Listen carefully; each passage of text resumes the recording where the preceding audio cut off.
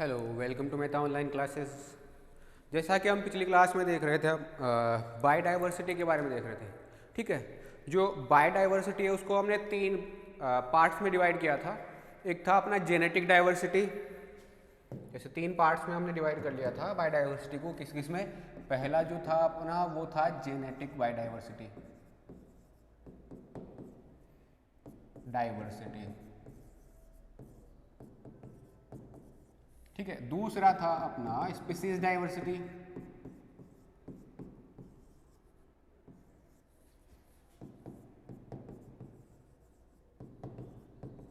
Species diversity. और तीसरा था अपना इकोलॉजिकल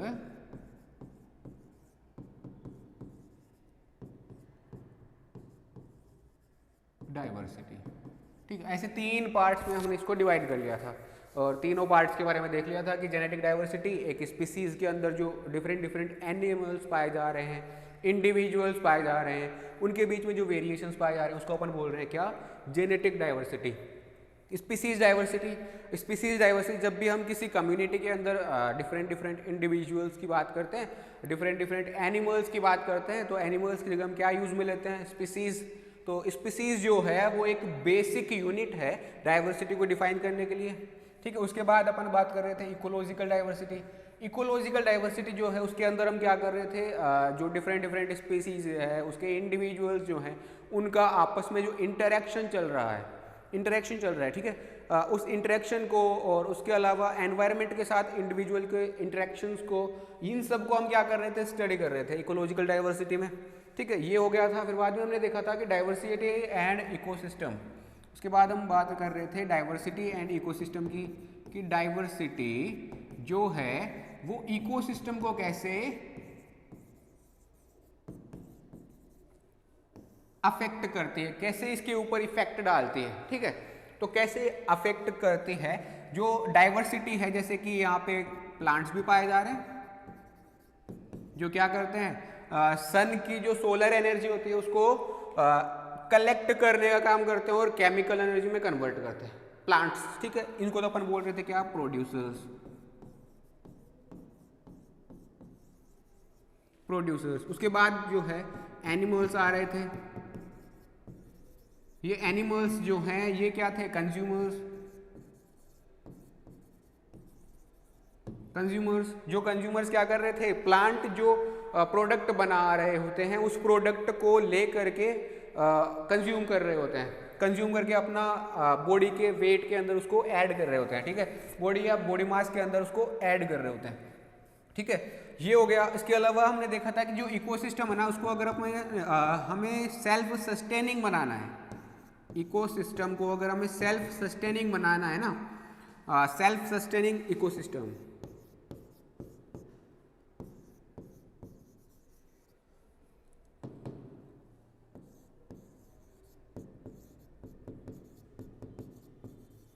सेल्फ सस्टेनिंग इकोसिस्टम अगर हमें बनाना है तो जो सेल्फ सस्टेनिंग इकोसिस्टम है इसके लिए हमें क्या चाहिए? डाइवर्सिटी चाहिए ही चाहिए। जितनी ज्यादा डाइवर्सिटी होगी उतना ज्यादा इकोसिस्टम स्टेबल होगा। More diversity,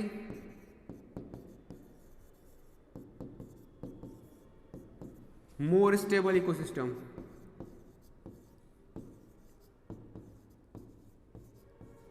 more stable eco system.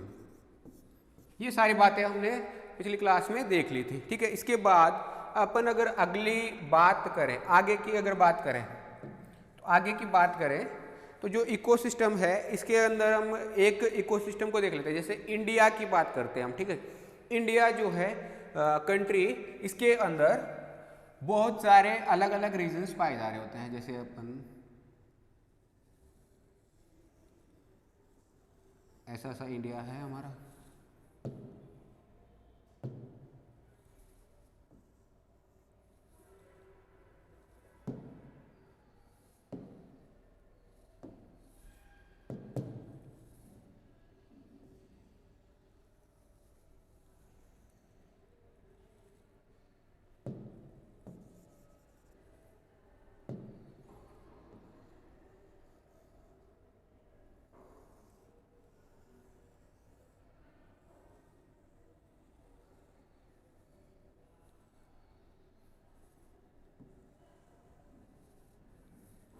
जिसमें यहाँ पर वो नेपाल भूटान वाला रीजन चला जाता है और यहाँ पर ये बांग्लादेश वाला रीजन चला जाता है। ठीक है, इसको निकाल दो। बाकी का ये है हमारा इंडिया। ठीक है, अब इस इंडिया में ना जैसे अलग अलग रीजन्स पाए जा रहे हैं, अलग अलग फिजिकल कंडीशंस पाई जाती है हर एक रीजन के अंदर। जैसे जो ये ऊपर वाला रीजन है, ठीक है, यहाँ पर तो इस ऊपर वाले रीजन की बात करें, इस वाले की, तो ये कैसा रीजन है, ये एकदम कोल्ड रीजन है। ठीक है, यहाँ पर तो स्नो होती रहती है, यहाँ बारिश जो है आइस की लगातार होती रहती है। ठीक है, आइस की लगातार बारिश होती रहती है इस वाले रीजन के अंदर। तो यहाँ का एनवायरनमेंट अलग टाइप का है। ठीक है, इतना सा जो रीजन है इसका एनवायरनमेंट अलग टाइप का है। ये बीच का रीजन हो गया। यहाँ पर कैसा चल रहा है, टेम्परेट रीजन, ये बीच वाला रीजन हो गया। ठीक है, टेम्परेट रीजन। जो ये वाला रीजन है इसके अंदर जो है टेम्परेचर सीजनली चेंज होते रहते हैं लगातार। जैसे जैसे सीजन चेंज होगा उस हिसाब से लगातार क्या होता रहेगा, टेम्परेचर चेंज होता चला जाएगा। और ये वाला जो रीजन है, ये वाला जो है इक्वेटर लाइन के जस्ट पास में आता है, थोड़ा इक्वेटर लाइन के थोड़ा पास में आता है। तो इसका जो टेम्परेचर है इस वाले रीजन का, वो लगभग क्या होता है, स्टेबल, टेम्परेचर स्टेबल होता है, लगभग स्टेबल टेम्परेचर पाया जाता है यहाँ का। ठीक है, इस वाले रीजन की अगर हम बात करें। और बाकी ये वाला रीजन है, ये इतना था यहाँ तक का, मान लो ये वाला रीजन आ रहा है अपने टेम्परेट रीजन में, जिसका जो टेम्परेचर है वो अकॉर्डिंग टू सीजन लगातार क्या होता रहेगा, चेंज होता रहेगा। जैसे जैसे सीजन चेंज होगा उस हिसाब से लगातार चेंज होता रहेगा। तो जैसे जैसे अपन नीचे से ऊपर की तरफ चलते हैं, यहाँ पर तो कौन सी वाली स्पीसीज पाई जाएगी, जो टेम्परेचर के जो चेंजेस होते हैं उनको थोड़ा कम टॉलरेट कर सकती है। ठीक है, जो मतलब एक स्टेबल एनवायरनमेंट में रहना चाहती है, वैसे टाइप की अगर स्पीसीज होगी तो वो यहाँ पर पाई जाएगी।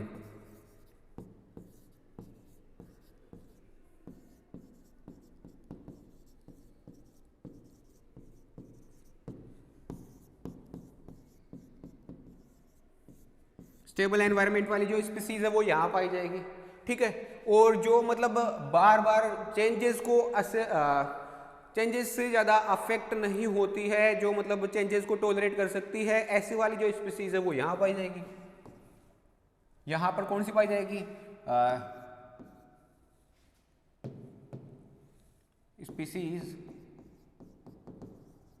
That tolerate the temperature changes।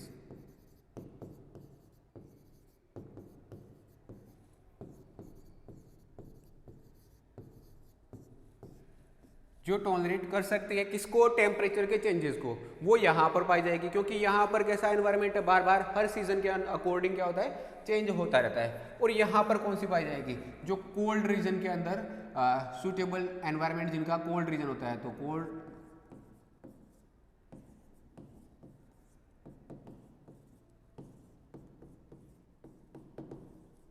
Cold region वाली स्पीसीज पाई जाएगी।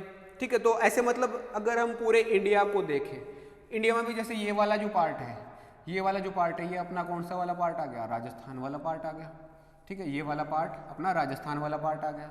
इस राजस्थान वाले पार्ट में तो क्या होता है, आधा मतलब इतना था जो पार्ट है ये इधर वाला, ये तो डेजर्ट वाला है। ठीक है, तो ये वाला पार्ट तो कैसा आ गया, डेजर्ट वाला।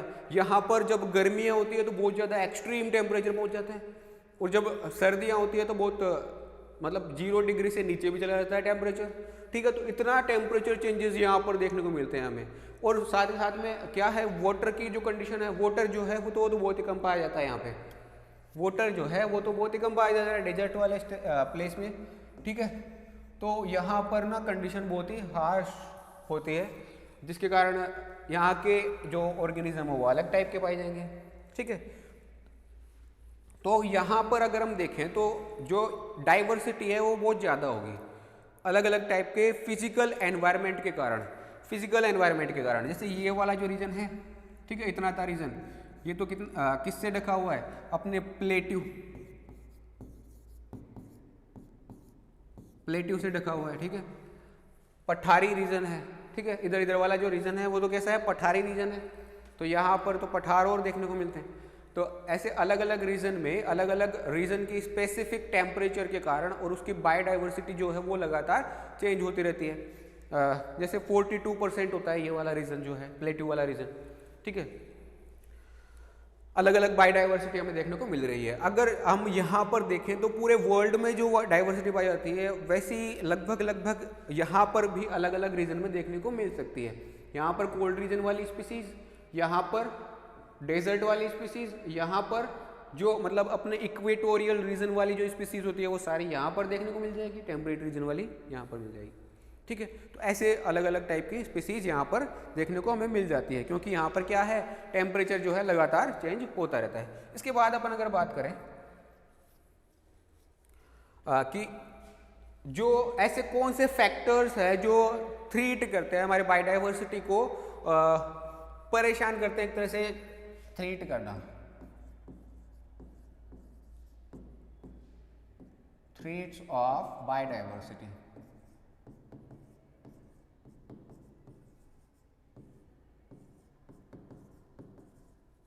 थ्रेट्स ऑफ बायोडाइवर्सिटी, बायोडाइवर्सिटी को कौन कौन से फैक्टर्स जो है वो थ्रीट कर रहे हैं, उसको मतलब अफेक्ट कर रहे हैं, उसको इफेक्ट कौन कौन से फैक्टर उसके ऊपर डालते हैं, ठीक है। उनकी अगर अपन बात करें तो ह्यूमन एक्टिविटीज जो होती है ना, सबसे मेन जो फैक्टर है,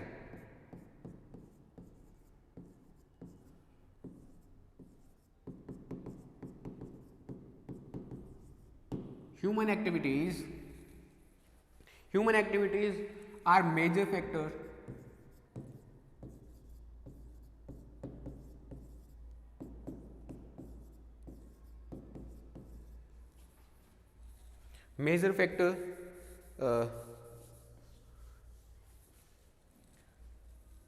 to threaten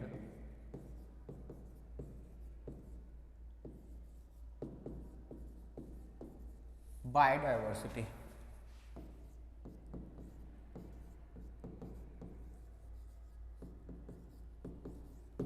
बायोडाइवर्सिटी को थ्रीटेंड करने के लिए, उसको अफेक्ट करने के लिए जो मेजर फैक्टर है वो कौन है, ह्यूमन एक्टिविटीज़। ह्यूमन एक्टिविटीज़ जितनी ज़्यादा होगी उतनी बायोडाइवर्सिटी जो है वो धीरे धीरे कम होती चली जाएगी, ठीक है। और उसके अलावा जो है बहुत सारे अदर फैक्टर्स भी हैं। जैसे अदर फैक्टर्स को क्या क्या बोल सकते हैं अपन, अदर फैक्टर्स कौन कौन से हो सकते हैं, जैसे जो हैबिटाट ऑल्टरेशन, पहले एक बार लिख देते हैं, ऑल्टरेशन,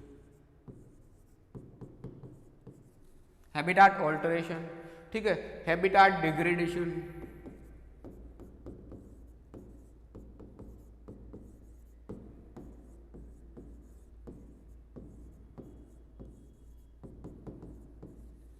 हैबिटाट डिग्रेडेशन हो गया।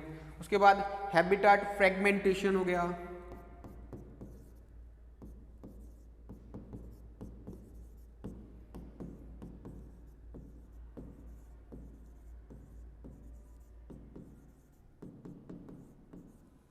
हैबिटाट फ्रेगमेंटेशन हो गया, और हो गया अपना जैसे introduction of exotic species,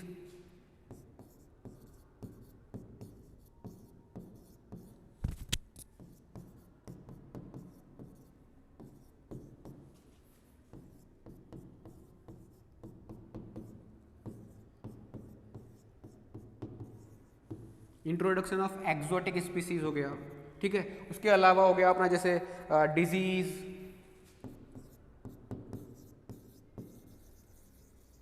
diseases हो गई, ठीक है। और क्या हो गया, जैसे ओवर एक्सप्लॉइटेशन ऑफ बायोडाइवर्सिटी,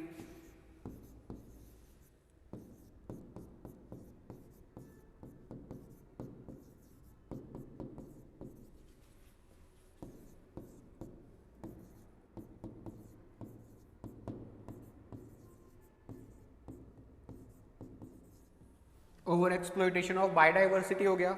उसके अलावा और क्या हो गया, जैसे शिफ्टिंग और झूम कल्टीवेशन,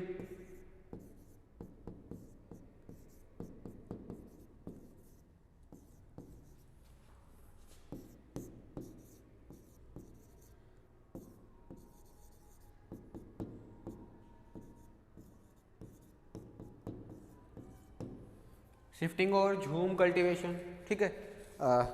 और क्या हो गया, जैसे ये सारे के सारे इतने सारे जो फैक्टर्स हैं ये क्या करते हैं, बायोडाइवर्सिटी को थ्रीट करते हैं। जैसे अपन एक की बात करें, जैसे हैबिटाट ऑल्ट्रेशन, हैबिटाट बदल देना, या हैबिटाट में अगर हम चेंज कर दें, जैसे कोई एक स्पीसीज थी वो एक टाइप के हैबिटाट के अंदर रहना पसंद करती है, जैसे इक्वेटोरियल रीजन के पास में कोई स्पीसीज रहना पसंद कर रही है, ठीक है, वहाँ पर उसको बहुत ही सूटेबल एनवायरनमेंट मिल रहा है, बट हमने क्या किया कि उसको वहाँ से उठाया और दूसरे एक हैबिटाट के अंदर रख दिया, जहाँ पर क्या है कि वैसी कंडीशन नहीं है, उसका हैबिटाट क्या हमने क्या कर दिया, बदल दिया, जिससे क्या होगा कि वो स्पीसीज जो है वो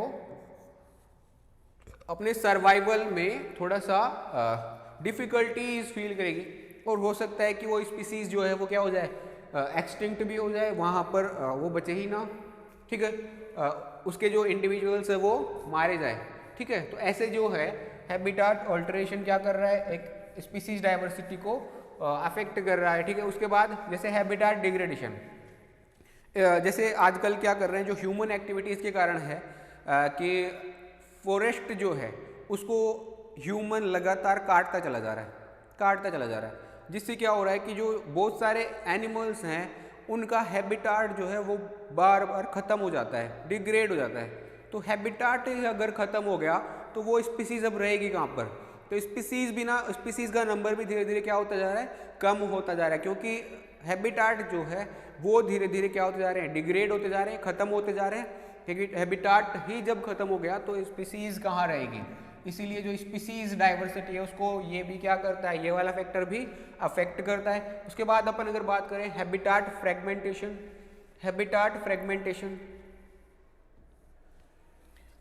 फ्रेगमेंटेशन, जैसे एक जगह पर बहुत सारी स्पीसीज रह रही थी, एक दूसरे के ऊपर इंटरडिपेंडेंट थी, ठीक है, एक दूसरे के ऊपर डिपेंडेंट थी, वो आपस में जो है एक दूसरे की हेल्प करके रहना पसंद कर रही थी, बट हमने क्या किया कि जो उनका हैबिटाट था उसको फ्रेगमेंटेड कर दिया, हर एक इंडिविजुअल को अलग अलग जगह पे ले जाके शिफ्ट कर दिया, फ्रेगमेंट कर दिया, उसका फ्रेगमेंटेशन कर दिया, ठीक है। तो अब जब वो आपस में इंटरेक्शन करके रह रही थी, अब क्या करना पड़ेगा, हर एक इंडिविजुअल को अपने लिए एक एनवायरनमेंट खुद क्रिएट करना पड़ेगा। पहले क्या था कि आपस में एक दूसरे का एनवायरनमेंट क्रिएट करने के लिए हेल्प कर रही थी सारी स्पीसीज, अब हमने उनका सबका हैबिटाट फ्रेगमेंट कर दिया, तो फ्रेगमेंटेशन कर दिया हैबिटाट का, जिससे क्या होगा कि हर एक स्पीसीज को अब डिफ़िकल्टीज फील होने लगेगी और हो सकता है कि नंबर ऑफ स्पीसीज भी क्या हो जाए, कम हो जाए।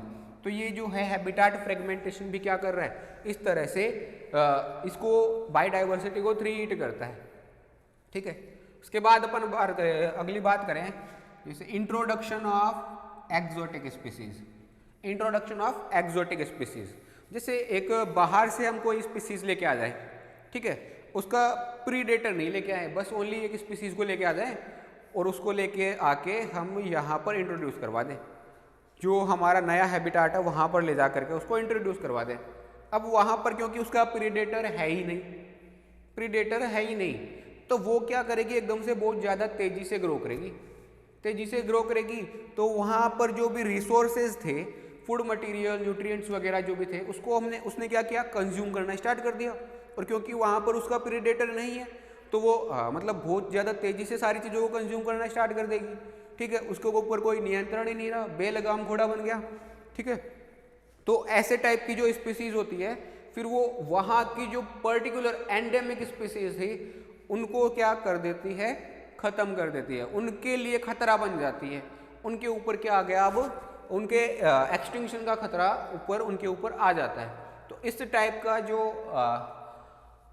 है एक्सोटिक स्पीसीज को जब हम इंट्रोड्यूस कर देते हैं किसी एक बायोडाइवर्सिटी में, तो वो भी क्या करती है, थ्रीट करती है बायोडाइवर्सिटी को, वहाँ की पर्टिकुलर बायोडाइवर्सिटी को थ्रीट करना स्टार्ट कर देती है। उसके अलावा अगर अपन बात करें अगले फैक्टर की, तो वो क्या है, डिजीजेज। जो डिजीजेज होती है वो भी एक स्पीसीज को एक्सटिंक्ट करवाने के लिए रिस्पॉन्सिबल हो सकती है। जैसे टाइम पर जो महामारियाँ आती है, महामारी, ठीक है, वो क्या करती है कि बहुत बड़ी पॉपुलेशन को अफेक्ट करती है, जिससे क्या होगा कि इंडिविजुअल्स का नंबर जो है वो बहुत कम पहुंच जाता है। जो सरवाइव कर सकता है वही वहाँ पे रुकेगा, जो नहीं सरवाइव कर पाएगा वो खत्म। ठीक है, तो डिजीज जो होती है वो भी क्या कर रही है, बायोडाइवर्सिटी को कम करने का काम कर रही है, थ्रेट करने का काम कर रही है। उसके अलावा और क्या, जैसे बायोडाइवर्सिटी जो है उसका ह्यूमन जो है लगातार यूज़ करता जा रहा है, बायोडाइवर्सिटी को यूज़ में ले रहा है अपने फ़ायदे के लिए। ठीक है, तो उसका अगर हम सस्टेनेबल यूज़ करेंगे तो वो लंबे टाइम तक चलेगी। बट अगर उसका सस्टेनेबल यूज़ ना करें, उसका ओवर एक्सप्लॉइटेशन कर दें हम, बहुत ज़्यादा ही यूज़ करने लगे, तो क्या होगा, फिर वो बायोडाइवर्सिटी धीरे धीरे कम हो जाएगी। ठीक है, इसके अलावा और क्या, तो एक टाइप की खेती होती है शिफ्टिंग और झूम कल्टीवेशन। ये जो है ये इधर झारखंड वगैरह, ये जो स्टेट्स हैं झारखंड और छत्तीसगढ़, इधर की साइड जो है, इधर की साइड जो फार्मर्स हैं वो ये वाली खेती करना ज़्यादा पसंद करते हैं। इस वाली खेती में क्या करते हैं कि एक जंगल को ढूंढते हैं। ठीक है, एक बहुत बड़ा जंगल ढूंढ लिया और उस जंगल के सारे पेड़ों को काट देते हैं। सारे पेड़ों को काट करके, इसमें पहले बहुत सारे पेड़ लगे हुए थे, ठीक है, इन सब को क्या कर दिया, काट दिया, और काट करके इनको जला देते हैं।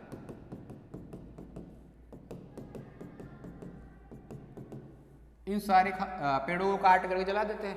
जला करके इनकी जो राख बचती है उसको सारी ज़मीन पर फैला देते हैं। जला करके इनकी जो राख है उसको पूरे ज़मीन पर फैला दिया।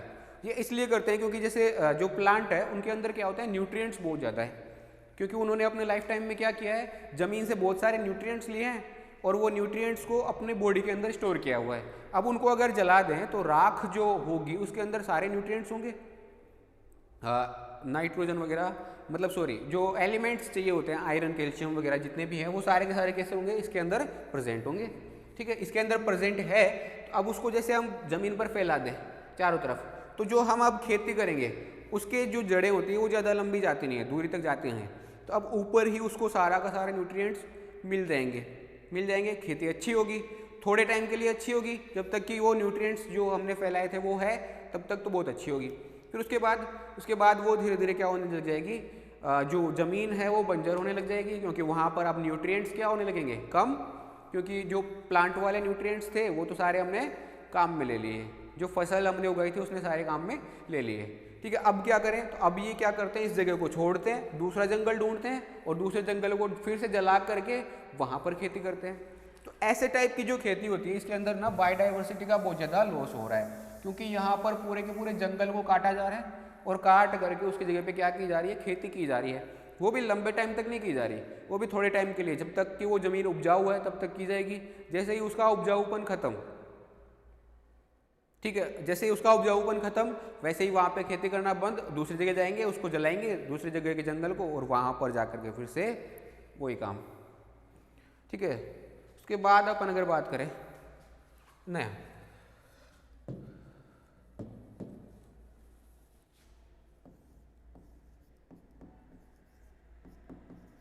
origin of biodiversity, origin of biodiversity।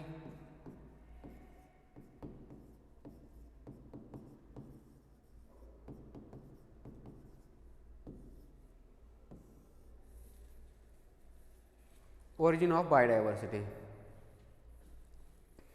अगर हम बायोडाइवर्सिटी के ओरिजिन की बात करें तो सबसे पहले तो हमें पता है कि जो न्यू जीनोटाइप्स हैं, बायोडाइवर्सिटी का ओरिजिन नए जो स्पीसीज आएगी उसी के कारण तो बायोडाइवर्सिटी का ओरिजिन होता रहेगा। ठीक है, अगर नए स्पीसीज आएगी ही नहीं तो बायोडाइवर्सिटी का ओरिजिन कहाँ से होगा, नहीं होगा। तो जैसे हम जानते हैं कि जो नई स्पीसीज आती है वो कैसे आती है, म्यूटेशन के कारण आती है। एक पर्टिकुलर म्यूटेशन होगा जिससे क्या होगा कि स्पीसीज के अंदर कैरेक्टर्स का चेंजेस हो जाएंगे, कैरेक्टर्स चेंज हो जाएंगे, चेंज होने से एक नई स्पीसीज का ओरिजिन हो जाएगा। तो सबसे पहले तो हमें क्या चाहिए, एक नया टाइप का जीनोटाइप चाहिए। तो न्यू टाइप का जीनोटाइप कब आएगा, जब होगा म्यूटेशन। तो न्यू जीनोटाइप्स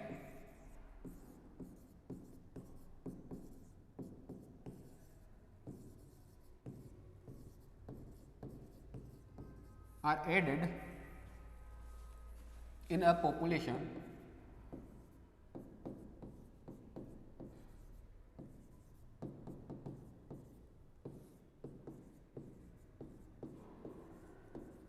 through mutation।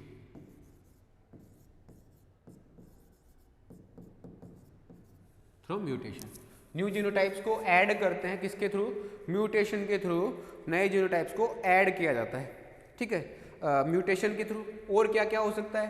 तो एक तो तरीका हो गया म्यूटेशन का। दूसरा, जैसे हमने जब हम देखते हैं जब मियोसिस जब चल रहा होता है, अर्धसूत्री विभाजन जब होता है, उस टाइम पे क्या है कि जो होमोलोगस क्रोमोसोम्स होते हैं उनके अंदर रिकॉम्बिनेशन की प्रोसेस पाई जाती है, जिससे भी क्या होता है कि जो नए टाइप के वेरिएशंस होते हैं वो पैदा होते हैं, ठीक है। तो एक तो हो गया म्यूटेशन, उसके अलावा और क्या? रिकॉम्बिनेशन।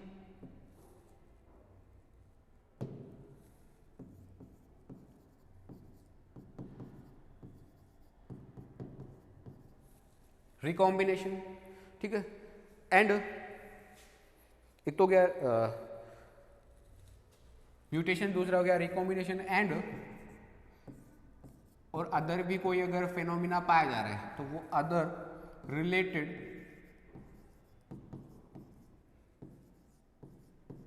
जेनेटिक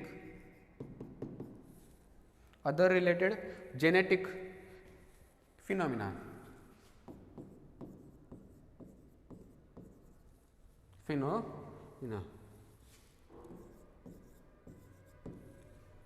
जो भी अदर रिलेटेड जेनेटिक फिनोमिना है वो सारे के सारे क्या करते हैं? एक पॉपुलेशन में नए जीनोटाइप्स को ऐड करने के लिए रेस्पॉन्सिबल होते हैं, ठीक है। या और क्या हो सकता है? अदर रिलेटेड जेनेटिक फिनोमिना हो गए। उसके अलावा और क्या? तो और जैसे इंडिविजुअल्स जो होते हैं उनका immigration of individuals,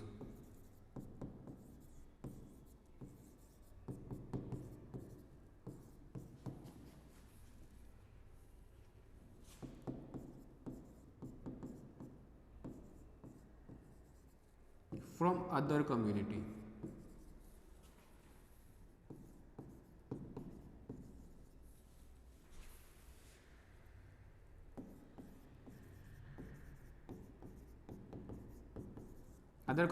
and ecosystem। जो अदर कम्युनिटी पाई जा रही है वहाँ से, या जो इकोसिस्टम है, दूसरा इकोसिस्टम है, जैसे वहाँ से क्या लिया हमने? इंडिविजुअल्स को लिया और वहाँ से माइग्रेट करवा करके दूसरे इकोसिस्टम में उनको शिफ्ट कर दिया, ठीक है। तो ऐसा अगर हम इमिग्रेशन करवाते हैं दूसरे टाइप के इंडिविजुअल्स का, दूसरे जो मतलब इकोसिस्टम है उसके इंडिविजुअल्स का, तो उससे भी क्या होता है? बायोडाइवर्सिटी में नए फैक्टर्स या नई चीज़ें ऐड हो जाती हैं, ठीक है। उसके अलावा जो नेचुरल सिलेक्शन है वो एक काम कर सकता है क्या? कि जैसे या तो नए जीनोटाइप्स को ऐड कर सकता है, या तो जो पहले से ऐड है बायोडाइवर्सिटी में नए कैरेक्टर्स, उन सबको क्या कर देगा? एलिमिनेट कर देगा। Diversity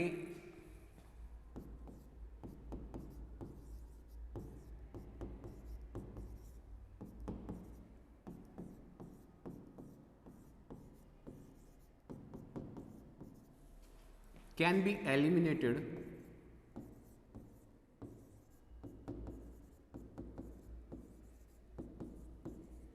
be eliminated and lost through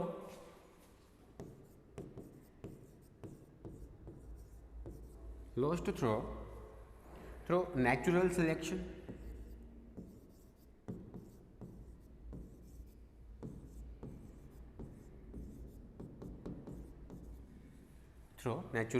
selection, ठीक है।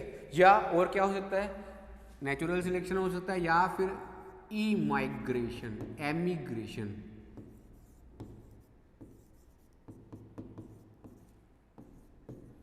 Of individuals.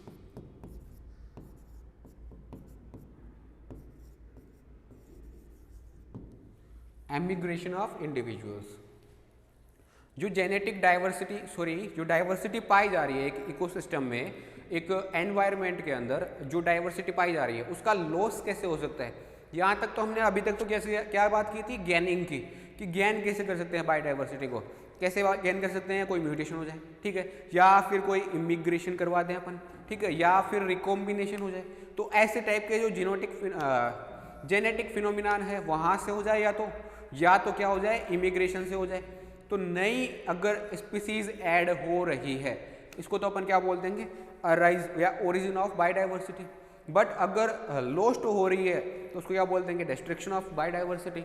तो वो कैसे हो सकती है डिस्ट्रक्शन, या तो क्या हो जाए पॉपुलेशन में जो और डाइवर्सिटी है वो नेचुरल सिलेक्शन द्वारा एलिमिनेट कर दी जाए, या फिर क्या कर दी जाए, यहाँ से जो कुछ पॉपुलेशन के मेंबर्स हैं वो वहाँ से माइग्रेट कर जाए, अपने सूटेबल एनवायरनमेंट की खोज में वहाँ से चले जाए और दूसरी जगह पे जाके रहने लग जाए। तो वहाँ पर तो उस इकोसिस्टम में अगर देखें तो वहाँ पर तो उस स्पीसीज का क्या हो गया, लॉस हो गया। उस इकोसिस्टम में तो उस स्पीसीज की क्या हो गई, कमी हो गई।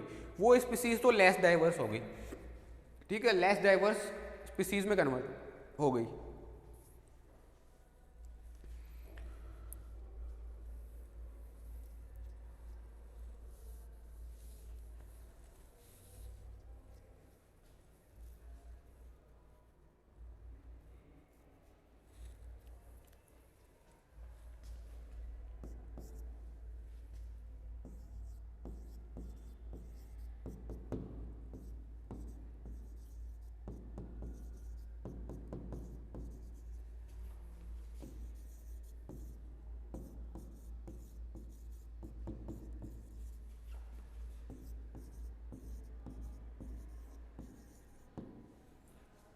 जेनेटिक वेरिएशंस जो होती है वो क्या होती है, केमिकल चेंजेस होते हैं, ठीक है, केमिकल चेंजेस होते हैं जो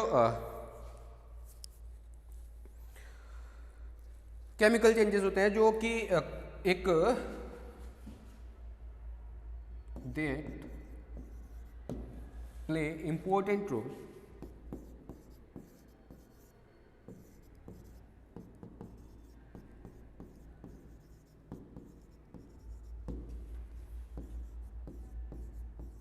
that play important role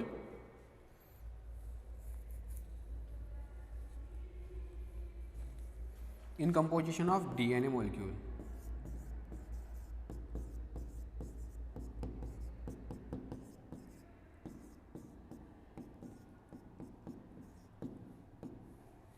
DNA molecule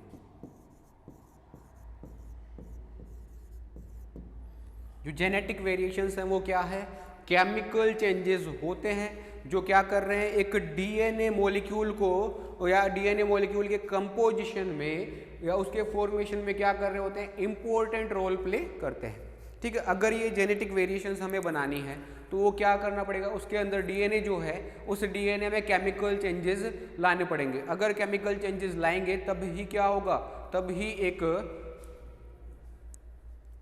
genetic variations एक ऑर्गेनिज्म के अंदर हमें देखने को मिलेगी। अगर जेनेटिक वेरिएशन नहीं आएगी, मतलब केमिकल चेंजेस नहीं आएंगे, तो जेनेटिक वेरिएशंस भी देखने को नहीं मिलेगी, ठीक है। ये बात हो गई जेनेटिक वेरिएशंस की। इसके बाद अगर अपन बात करें तो जो जेनेटिक वेरिएशंस है, केमिकल प्रोडक्ट है, प्रोटीन वगैरह जो भी,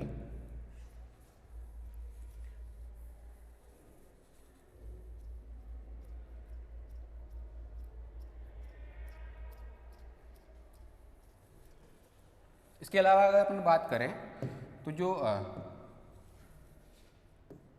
न्यूक्लियोटाइड सीक्वेंसेस होती है,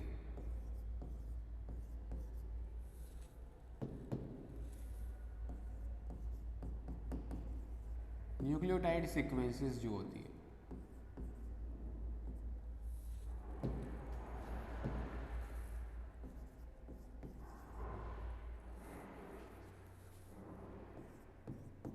of DNA molecule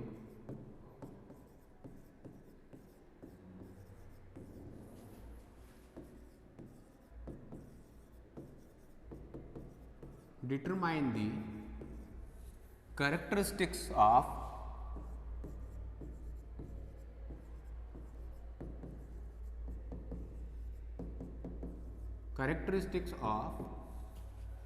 protein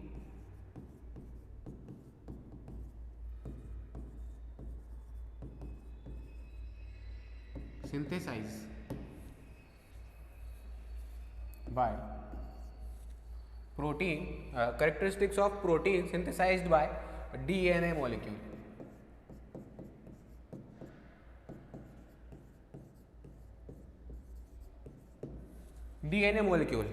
DNA molecule का जो न्यूक्लियोटाइड सीक्वेंस है वो डिटरमाइन करती है कि उस डीएनए मॉलिक्यूल से जो प्रोटीन बन रही है वो कैसी बनेगी, ठीक है,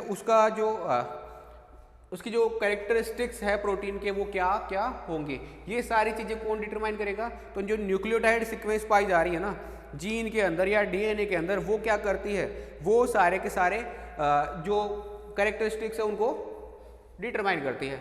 इफ़ न्यूक्लियोटाइड को अपन चेंज कर दें, if nucleotide sequence is change,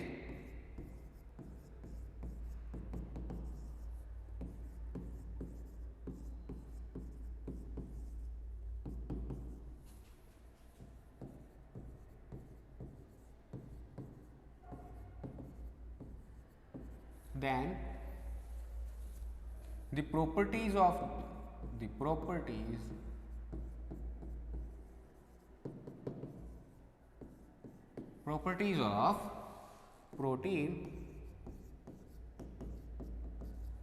is also changed.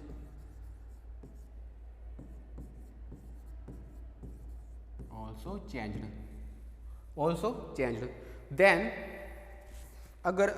अगर हम क्या करें, एक न्यूक्लियोटाइड जो है डीएनए मॉलिक्यूल जो है हमारे पास, उस डीएनए मॉलिक्यूल के जो न्यूक्लियोटाइड्स हैं उनका अगर हम सीक्वेंस ही चेंज कर दें तो क्या होगा, सीक्वेंस चेंज करते ही जो प्रोटीन बन रही थी उससे वो प्रोटीन भी क्या हो जाएगी, चेंज हो जाएगी। और अगर चेंज हो गई, ठीक है, अगर चेंज हो गई तो फिर उस ऑर्गेनिज्म के जो फंक्शंस हैं वो भी क्या हो जाएंगी, चेंज हो जाएंगी। क्योंकि जो ऑर्गेनिज्म है पूरा का पूरा वो किससे बना हुआ है, प्रोटीन, फैट, कार्बोहाइड्रेट्स वगैरह जो मॉलिक्यूल्स हैं इन सब से मिलके बना हुआ होता है, ठीक है। तो कोलेस्ट्रॉल वगैरह ये सारी चीज़ें मिलके बना रही होती हैं। अगर हम प्रोटीन के स्ट्रक्चर को ही चेंज कर देते हैं तो स्ट्रक्चर को चेंज होते ही उसके फंक्शंस भी क्या हो जाते हैं, चेंज हो जाते हैं। फंक्शंस जैसे ही चेंज होते हैं वो ऑर्गेनिज्म क्या कहलाता है, फिर म्यूटेंट ऑर्गेनिज्म कहलाता है, ठीक है। तो एक म्यूटेंट ऑर्गेनिज्म जो है उसके अंदर क्या पाए जाते हैं, जो प्रोटीन है वो नॉर्मल फंक्शन की जगह अलग टाइप का फंक्शन शो कर रही होती है, ठीक है। चेंज हो गई, then this change is called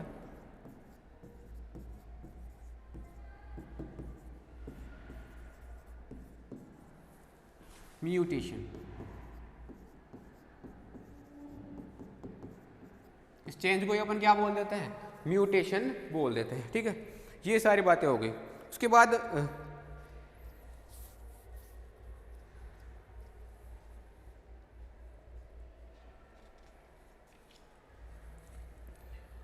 mutation, ये म्यूटेशन हमारा मिल गया है। इस म्यूटेशन के कारण क्या होगा, म्यूटेशन जो है ये क्या करता है, mutation produce modified enzymes,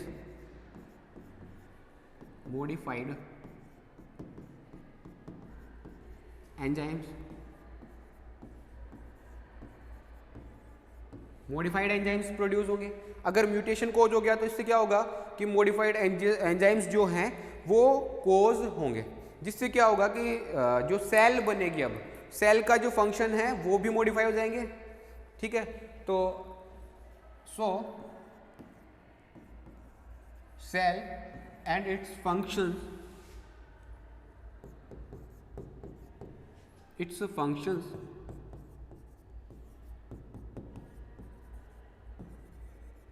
are also modified.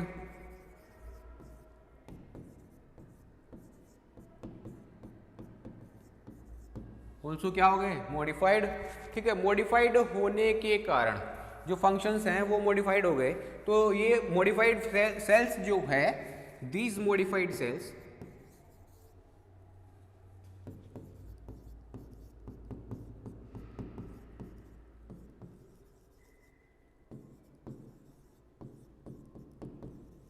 associate and form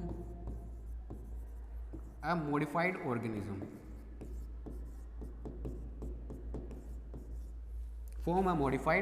organism,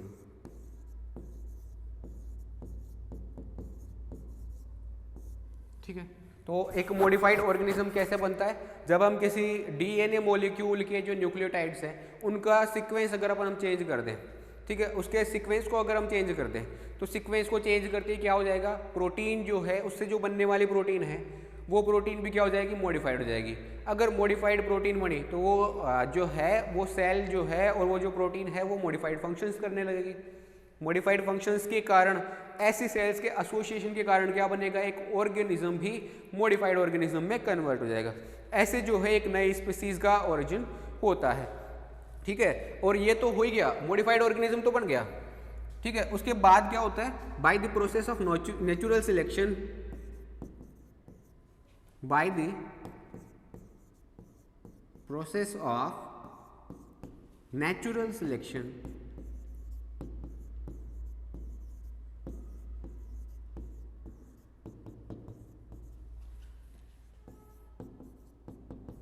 this organism, yeah, this modified organism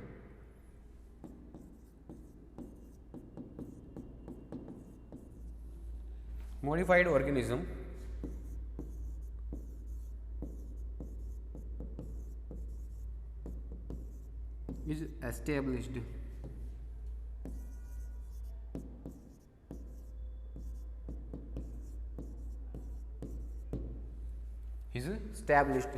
किसके द्वारा, जो नेचुरल सिलेक्शन है उसकी प्रोसेस के द्वारा ये वाला जो ऑर्गेनिज्म है वो क्या कर दिया जाएगा, स्टैब्लिश कर दिया जाएगा, ठीक है, इसको स्टैब्लिश कर दिया जाएगा। उसके बाद अपन अगर बात करें अगले टॉपिक की कि प्रोस्पेक्टिव क्या है, ये तो हो गया बायोडाइवर्सिटी में नई जो स्पीसीज है उसका ओरिजिन कैसे हो रहा है, उसकी बात कर ली अपन ने। उसके अलावा अपन अगर बात करें प्रोस्पेक्टिव क्या है बायोडाइवर्सिटी कंजर्वेशन का, तो prospective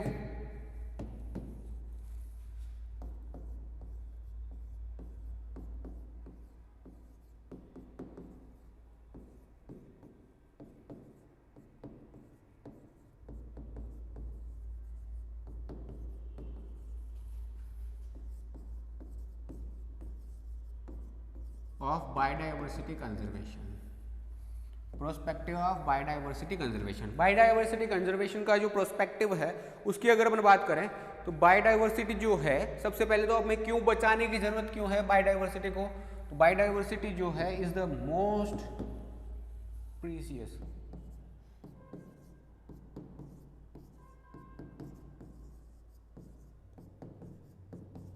biodiversity is the most significant nation's asset,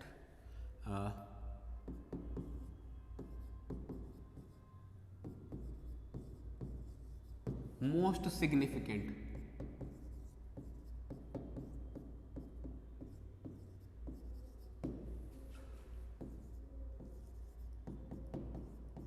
या नेशनल एसेट, नेशनल एसेट है, एक मोस्ट सिग्निफिकेंट नेशनल एसेट है कौन, बायोडाइवर्सिटी, ठीक है। तो ये बायोडाइवर्सिटी इतना मोस्ट सिग्निफिकेंट एसेट है तो इसको हम ऐसे ही थोड़ी चले जाने दें, ठीक है। तो ये और क्या कर रही है, and support the existence of human,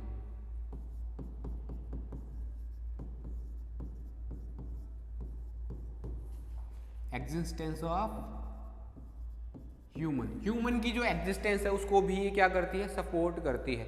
अगर अगर ये बायोडाइवर्सिटी नहीं होती ना तो ह्यूमन का जो ये एग्जिस्टेंस है ये भी शायद बहुत ज़्यादा क्रिटिकल कंडीशन होती है ह्यूमन की, क्योंकि मतलब इतना आसानी से जितना लाइफ जो इतनी आसानी से चलती जा रही है ना ये फिर इतनी आसानी से चल नहीं पाती। तो एग्जिस्टेंस जो है ह्यूमन की उसमें भी क्या कर रही है, ये सपोर्ट कर रही है। इसके बाद अपन अगर बात करें तो इंडियन रीजन जो है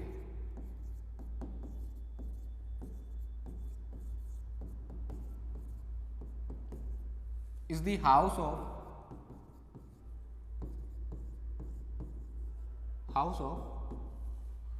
ऑफ वाइल्ड जेनेटिक रिसोर्सेज,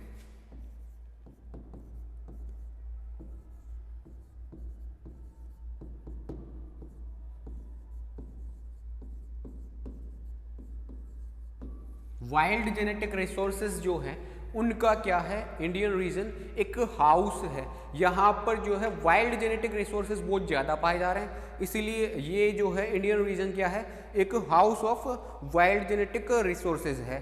ठीक है, जो कंजर्वेशन ऑफ बायोडाइवर्सिटी है,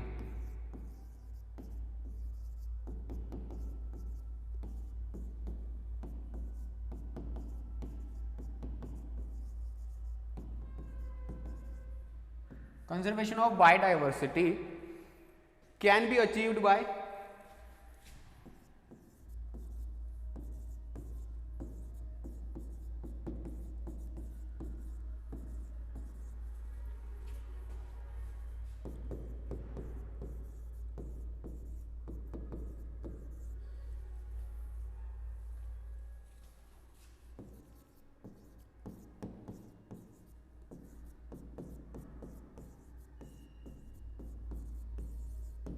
फॉलोइंग मेजर अप्रोचेस। ये फॉलोइंग कुछ मेजर अप्रोचेस हैं, उनके द्वारा हम क्या कर सकते हैं, बायोडाइवर्सिटी कंजर्वेशन को एस्टेब्लिश कर सकते हैं। ठीक है, तो वो क्या क्या हो सकती है, तो सबसे पहला तो क्या कर सकते हैं अपन, अवेयरनेस फैला सकते हैं, अवेयरनेस ला सकते हैं, अवेयरनेस। सबसे पहला तो अपन क्या कर सकते हैं, अवेयरनेस ला सकते हैं, अवेयरनेस ला दें, जितने भी पीपल्स हैं, जितने भी ह्यूमंस हैं, उनके अंदर क्या कर लें, अवेयरनेस पैदा कर दें, जिससे क्या होगा कि वो जो डाइवर्सिटी का हार्श यूज़ कर रहे हैं ना, मतलब ऐसे ओवर एक्सप्लॉइटेशन कर रहे हैं, बहुत ज़्यादा यूज़ कर रहे हैं, वो नहीं करेंगे, वो अपने हिसाब से इसको क्या करेंगे, सस्टेनेबल यूज इसका करेंगे। सबसे पहले तो अपन क्या कर देंगे, अवेयरनेस फैला देंगे। दूसरा अपन और क्या कर सकते हैं, तो जो सस्टेनेबल यूटिलाइजेशन है उसके बारे में प्रमोट कर सकते हैं, उसका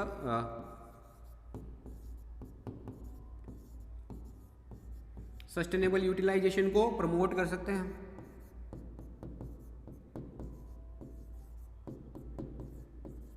सस्टेनेबल यूटिलाइजेशन को प्रमोट कर सकते हैं। ठीक है, और क्या कर सकते हैं, तो और कर सकते हैं हम कंजर्वेशन,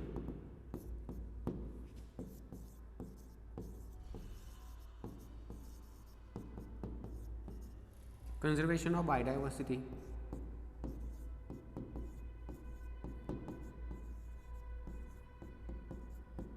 कंजर्वेशन कर सकते हैं। जो कंजर्वेशन भी है ना, ये भी हम ऑर्गेनिज्म का दो टाइप का कर सकते हैं, एक उसको उसी के एरिया में रखते हुए कंजर्व करना, अगर वही की वहीं पर कंजर्व करते हैं ना, तो ये क्या कहलाता है, इन सिटू।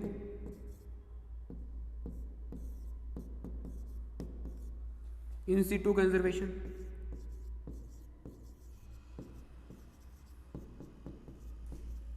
इन सिटू कंजर्वेशन। और अगर वहां पर ना रखते हुए उसको दूसरी जगह पर ले जा करके कंजर्व करते हैं, इस टाइप का जो कंजर्वेशन है उसको अपन बोलते हैं एक्स सिटू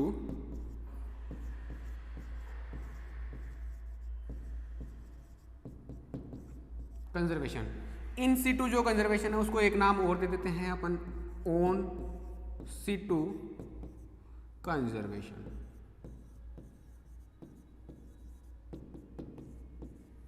इन सिटू कंजर्वेशन या ऑन साइट कंजर्वेशन भी बोल देते हैं इसको। ठीक है, कि वहां पर जहां पर वो ऑर्गेनिज्म रह रहा है वहीं की वहीं पर क्या कर दो, इसको कंजर्व कर दो, on Situ, on site conservation या इन सिटू कंजर्वेशन। ठीक है, दूसरा वाला अपना हो गया एक्स सिटू कंजर्वेशन, जहां पर हम क्या कर रहे हैं, ऑर्गेनिज्म को वहां पर जहां पर वो उसका नेचुरल हैबिटाट है वहां से उठाते हैं और दूसरी जगह पर ले जा करके उसको क्या करते हैं, कंजर्व कर रहे होते हैं। तो ऐसे जो है बायोडाइवर्सिटी को हम कंजर्व कर सकते हैं इन सिटू में और एक्स सिटू कंजर्वेशन में। ठीक है, तो ये सारी चीज़ें हो गई। आज के लिए हम इतना ही देखते हैं, बाकी का अपन देखेंगे अगली क्लास में।